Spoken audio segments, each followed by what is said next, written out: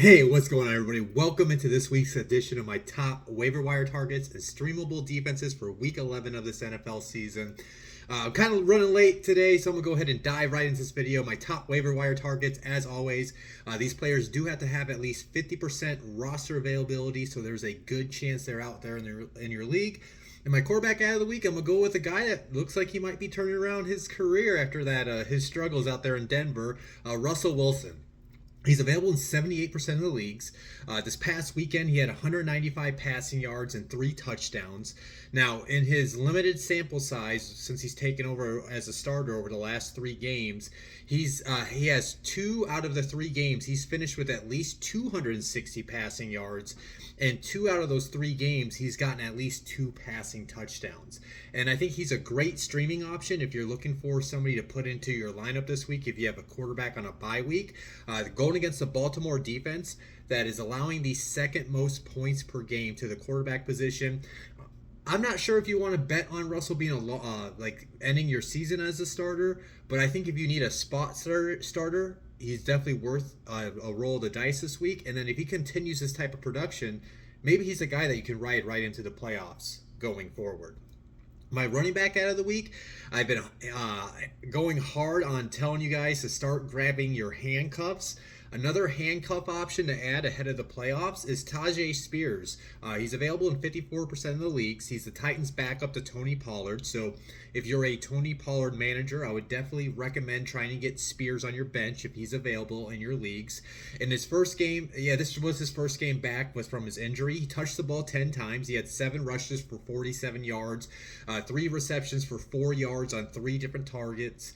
And then I don't really think he's playable this week because him and Tony Pollard have a tough matchup going against the Vikings defense, who's allowing the 4th fewest points per game. Again, like I've said multiple times with these backup handcuff options, like Spears, like a Trey Benson that I mentioned before, is the last thing you want is if you've been riding Tony Pollard throughout the season in your starting lineup, is for you to get to the playoffs and Tony Pollard gets hurt and either somebody already has Spears because they picked him up, or you're fighting for Spears off the waivers when you just could already have him on your roster. So that's why I think he should be on your bench, especially for the Tony Pollard managers out there.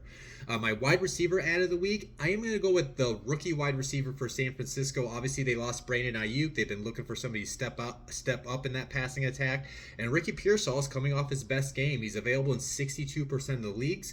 This past weekend against the Bucs, he had 4 receptions for 73 yards and a touchdown on 6 targets. Ideally, I do want to see him see at least 2 or 3 more targets consistently before I could trust him as a weekly option. But if you do need an option to put in your lineup because you have wide receivers on a bye week, I do think he's got a good matchup going against the Seahawks defense, who have allowed the 8th most points per game against wide receivers this season. My tight end out of the week, I'm going to go with Jonnu Smith for the Dolphins. He's available in 74% of the leagues. This is more of a streaming option, but if he can continue this production that he's done over the last 4 games, he might be a guy you can start to count on going forward.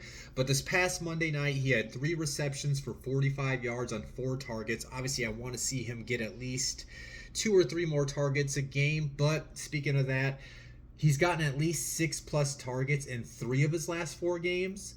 And then he's gotten at least 45 receiving yards in his last 3 of his 4 games. So starting to see more of a consistent targets. He didn't get to the 6 targets this past Monday night, but like I mentioned, 3 out of the last 4 games he's gotten there.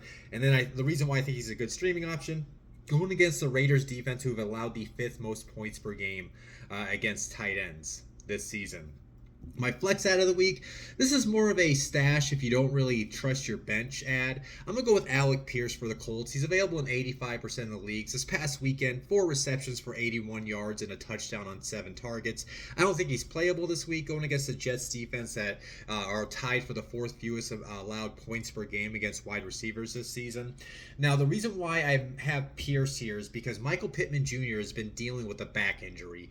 He hasn't been that productive. They sat him out this past week. We'll have to see if Michael's going to be able to play going forward. If Michael's out, that makes Pierce more valuable. And then just depending on where this Colts season goes, if the Colts continue to lose and they find themselves out of playoff contention, and if Michael's back continues to bother him, it kind of does make sense for them to shut down Michael Pittman for the rest of the season and let his back heal for next season. So if that happens, that's just going to increase the value for Pierce, which is why I think he's worth stashing on benches at this point. So yeah, those are my top waiver wire targets of this week 11. Moving into my streamable defenses, again, like those players I just talked about, these defenses, they do have to have at least 50% roster availability, so there's a good chance. So yeah, there's a lot of better streaming options than there were last week. Going with my number one streaming option, I am going to go with that Texans defense against the Cowboys. Texans are available in 55% of the leagues. We saw them pick off Jared Goff 5 times on that Sunday night matchup. And then you just like the this matchup, right? Going against the Cowboys, we're going to be starting Cooper Rush. We saw how big of a mess that offense was against this Eagles defense this past weekend. And then when you look at the matchup, Houston, they have the 3rd most takeaways in the NFL this season. And they're going against the Cowboys, who have the 2nd most giveaways. So it's going to give you a higher ceiling. And I do think you get a little bit more of a floor, too, because the Cowboys offense is, obviously you saw them not be able to put up a lot of points this past weekend. I don't expect that to improve in a week. And then why I actually really do like them as my top option, if you're able to pick up the Texans to stream against the Cowboys this week, next week in week 12 they play the Titans. You can just keep them. And then in week 13 they play the Jaguars. So you can stream the Texans for 3 weeks in a row, which is why, not outside of their great matchup as a streaming defense, they have a long-term, not a long-term, but a longer short-term option for you as well. My number 2 streaming defense, I'm going to go with the Dolphins against the Raiders. The Dolphins are available in 69% of the leagues right now. Some reasons why I like them. This is a home game for Miami. The Raiders have the most giveaways in the NFL, so that gives you a higher ceiling. They obviously, I think it's going to be Gardner Minshew. Maybe it might be Desmond Ridder. I'm not exactly sure who's going to be the quarterback for Las Vegas, but whoever that is, whether it's Minshew or Ridder, I expect those guys will get sacked. Speaking of that, they are tied for the most sacks. Tied for the 5th most sacks allowed this season, and and they offer you a 2-week streaming option. If you pick up the Dolphins, they play the Patriots in week 12, so I think you can not only stream them against the Raiders this week, but you can keep them in your lineup for next week in week 12. My number 3 streaming option, I'm going to go with the Packers against the Bears. The Packers are available in 69% of the leagues right now. The Bears fired their offensive coordinator. It's kind of that. We're at the point of the season where I don't think firing your offensive coordinator is just going to magically fix things. That's a mess with that Bears offense, because their line is just terrible. It's been dealing with injuries, which is why they have allowed the 2nd most sacks allowed. So they're giving up a lot of sacks, and then they get if you pick up the Packers defense, they are opportunistic defense because they have the most takeaways in the NFL. Picking up Xavier McKinney this offseason has done wonders for the Green Bay defense. So yeah. You got a brand new offensive coordinator, a struggling rookie in Caleb Williams over the last few weeks with a very poor offensive line. So I view this as a high ceiling option if you wanted to stream Green Bay. My number 4 streaming defense, I'm going to go with the Rams against the Patriots. The Rams are available in 77% of the leagues right now. This is strictly because I think you can get sacks, and this offers you a low floor option because the New England does struggle to put points on the board. The New England has allowed the 4th most sacks in the NFL, and we saw how good this defensive front with Kobe Turner and Jared Verse it has been for Los Angeles this season. And then they're going against the offense, like I mentioned. New England is only scoring 16 points a game this season. That is the 2nd fewest in the NFL. So if you're in one of those leagues where your defenses can get points taken away with, when the opposing offenses scores points and the higher it gets, New England's not going to put up a lot of points. So I like the Rams as an option in week 11. My number 5 streaming defense, this is more of a roll of the dice. We'll see if the post-firing your coach bump can continue for New Orleans. I know this is a Jameis Winston revenge game as well, but there's still a decent streaming option if you're to miss out on the top 4 options I have here. But the Saints against the Browns, the Saints are available in 66% of the leagues. This is a home game for New Orleans. And then when you look at this matchup, the Browns have allowed the most sacks in the NFL this season.